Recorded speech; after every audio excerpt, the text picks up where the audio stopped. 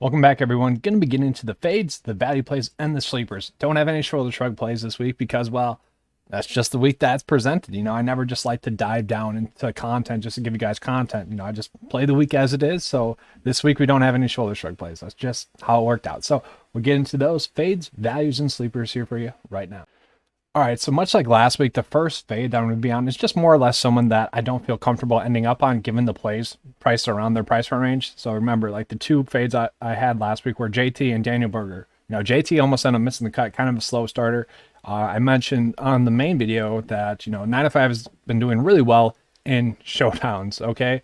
So JT was one of those guys that I was highly targeting in round 2 showdown, mostly because he had a horrible round 1. It's pretty easy to predict that he would have a better round 2 showdown, and I'm making the cut and whatnot, but still he didn't finish as good as what his salary suggested. There's better players in that price point range, and that's what I'm feeling the same way with Rory this week. Overall, not a bad play. Overall, if he's playing his game, he should be able to play well at this tournament, at this course.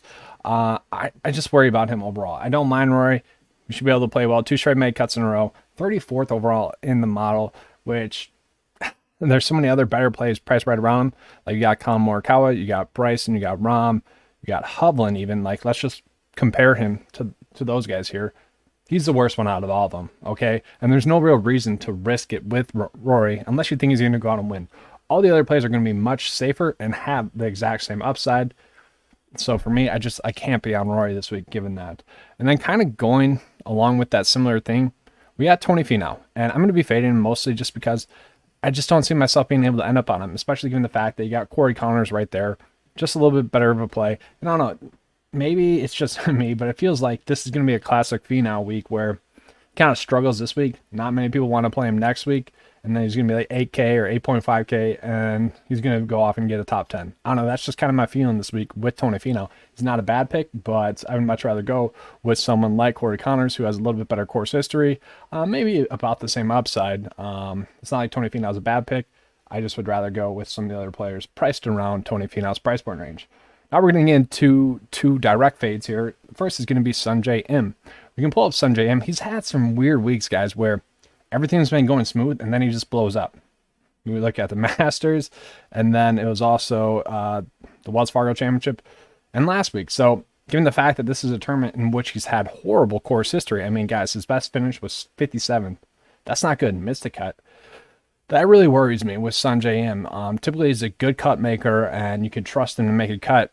He's kind of been struggling lately. Only ranks top 47 in the model this week. So for me, I can't be on Sungjae this week. Just at that price point, not going to be worth it. And then we're going to go down to Ricky Fowler, who finally gets priced up into the 8K range again, and he's just overpriced. He has been playing better recently. We do love to see that. I just can't end up on him. I just can't. Pretty good course history here overall, actually. 3 top 22 finishes, but then he had the missed cut also at the Memorial. This was the work day, and this was the Memorial. So, 1 really good finish and 1 bad finish, back-to-back weeks, whatever there. I just can't trust him at 8K. Once again, there's much better plays at that price range. I could see him struggling this week as well. Hopefully, his last tournament was a sign of things to come. I'm just not seeing it right now.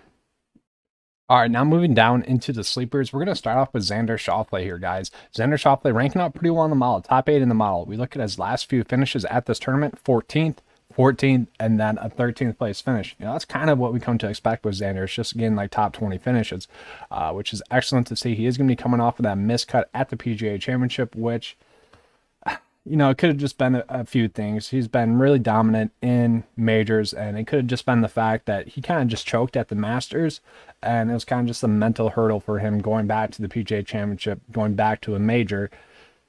I'm just kind of writing it off as that. I feel like this could be a very good get-right spot for him, and, he could easily go out and get a top 5 finish, ranks out well in the model. I like him as a decent GPP high upside play. Obviously don't want to play him in cash, but I don't think many people are going to be on him, given the fact that he's coming off of that miscut, and given the fact that there are plenty of other great plays in that price range. And that's why, to me, he's going to be much more of a sleeper pick than someone you want to go out of your way to play, and he's not a cash play as well. Not someone that if you end up on the last part of your build that you're going to feel comfortable with. He's a player that you are only playing for that upside in GPPs. Then we can look at someone like Russell Henley here. So Russell Henley, to me, I really like as a sleeper pick as well. We look at his course history coming off of a 7th place finish, and then he had a 29th place finish 4 years ago. We can see his recent form could be a little bit better. That leaves a lot to be desired, but he has shown a lot of upside this year. 2 top 10 finishes recently. Don't mind Russell Henley. Going to be a decent ranked play in the model, top 20 in the model as well. Then we can look at someone like Louis Oosthuizen.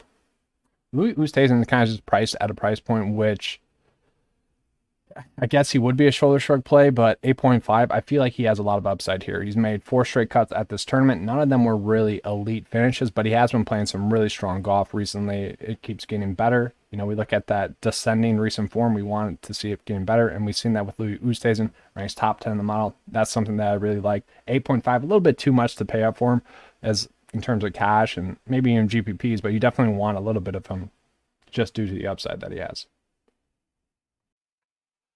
All right, so now moving down to the value plays. I do have it sorted by, salary here on the cheat sheet, and then over a 49% chance to make the cut for the value plays. We can see it's kind of a short list this week, very short list, but there are a few names that really pop out. First, I want to start off with our boy from last week, Troy Money Merritt. Just a good price point once again, 6.9 for a guy that has had 2 top 25 finishes here over his last 3 starts. That is phenomenal. And then for another guy that's had 3 out of 4 top 10 finishes. Okay, that's kind of been Troy Merritt this whole year. It's kind of surprising to me in a year where people have really been favoring high risk, high reward type approach, especially in like cash and GPPs, that he wasn't higher owned kind of the last 2 weeks, because that's just kind of been the player he is. This is a course that does fit his style play a little bit more as well, which is why he probably has 2 top 25 finishes. Troy Merritt at this price point going to be well worth the risk in some builds. The problem or the worry that I had with this week was that some of these players might end up being chalky, and unlike last week where Vincent Whaley was just like an automatic plug and play, if one of these players here becomes a little bit more chalky than they should, then yeah, we'd probably have to think about fading them. No one's like exactly a free square, although I will say Brandon Steele here really popping up. His recent form, he ranks out 90th in the field, but he's also made 11 straight cuts. Let's look at it. They've been horrible starts. That's why he's been making the cut, but he hasn't been doing much after that. So, take it with a grain of salt, I guess, if you will, but ranks out 42nd in the model. That's not bad for a value play. We'll absolutely take that. And he's also made 3 straight cuts at this tournament as well. Really all you want from a value play is a made cut. Brandon Steele is looking like someone that will make the cut. So take that for what it's worth. If you want to try to get a made cut out of Brandon Steele, I don't mind that route. Someone that I think does hold some upside and also, has a decent chance to make the cut is going to be Martin Laird here. Top 25 in the model. That's pretty good. He's only had 1 start here in the last 4 years. That was a top 25 finish there in 2018. Overall stat-wise, top 36. That's okay. 54% chance to make the cut. Look at his recent form. Kind of been a little bit hit or miss, but he has been, finding out ways to make the cut, and I don't mind him. And then probably the player that's going to end up being chalky this week, or could be chalky. Well, I guess if Vincent Whaley wasn't chalky last week, Kyle Stanley won't be chalky this week, but I could see him get into like 9%, I guess for a value play that would be a little bit chalky, but overall not too chalky. 4 straight made cuts in a row. Course history wise, okay, we do like that top 10 finish there in 2018. We'll take that, but 2 missed cuts other than that. Top 36 in the model. We like those 4 straight made cuts in a row. Decent stat fit. I'll take that from a value play at 6.1. That's going to be well worth the risk, especially in GPPs. That's one of those plays where at this price point, you could maybe even get away with playing them in cash, because if he misses the cut, not going to hurt you all too much given the price point, because that means you're going to be able to pay up for some of those other studs like the ones I touched on earlier that I couldn't play Rory or Finau because there's other studs right by them. Yeah, you could play those guys with Kyle Stanley and, kind of just be chalking up a miscut with Stanley, with the hopes that he does make the cut to get 6 or 6 across the cut line. But at the end of the day, if you get 5 out of 6, not going to hurt you too much. But that is all I have for you guys for this video for the fades, values, and sleeper picks. Next week, we'll be able to get the shoulder shrug picks back. I'm sure it was just the week that presented us this week. And, you just got to roll with the weeks with how they are. You can't just force stuff to happen.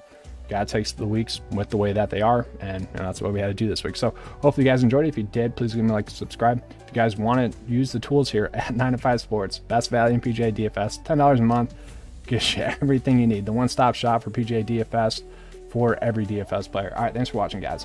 And as always, let's keep cashing.